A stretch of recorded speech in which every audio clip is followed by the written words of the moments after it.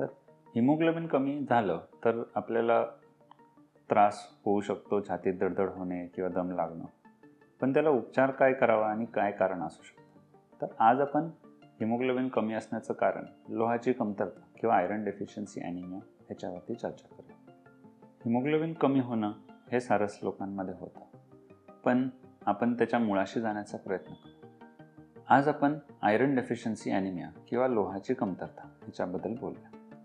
तर आयरन हे हिमोग्लोबिनमधलं पूर्णतः मेजर जीवनसत्व आहे की जे आपण आहारातून घेऊ शकतो आणि त्याच्यातून हिम किंवा हिमोग्लोबिन बनण्यासाठी आपण वाढ करू शकतो.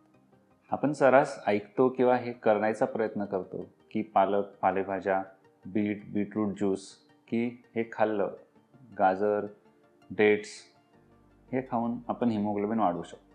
हे आपल्या बहुतांश लोकांमध्ये आपल्याला ह्याची कल्पना आहे आणि आपण हे करून आपलं HB डाऊन असेल तर आहारातून बदल करून हे वाढवण्याचा प्रयत्न देखील करतो. पण हे सगळ्यांमध्येच फक्त तेवढंच कारण किंवा तेवढीच गोष्ट पुरते का? नाही.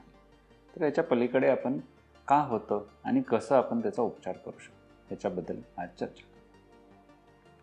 आयरन हे आपल्या आहारातून व्हेजिटेरियनमध्ये पालेभाज्या, आणि फळभाज्यांमधून मिळतं.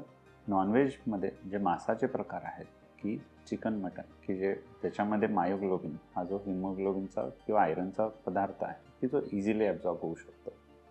व्हेजिटेरियन डाएटमधून जे आयरन मिळतं ते प्लांट बेस्ड असतं किंवा लीफ बेस्ड असतं की त्याच्यातून आपल्याला आधी विभाजन होणं, डायजेस्ट होणं आणि मग ते ॲब्झॉर्ब होणं हे गरजेचं आहे. त्यामुळे नॉन व्हेजिटेरियन फूडमधून आयरन डेफिशियन्सी थोडी पटकन आपल्याला ट्रीट करता येते व्हेजिटेरियन डाएटपेक्षा.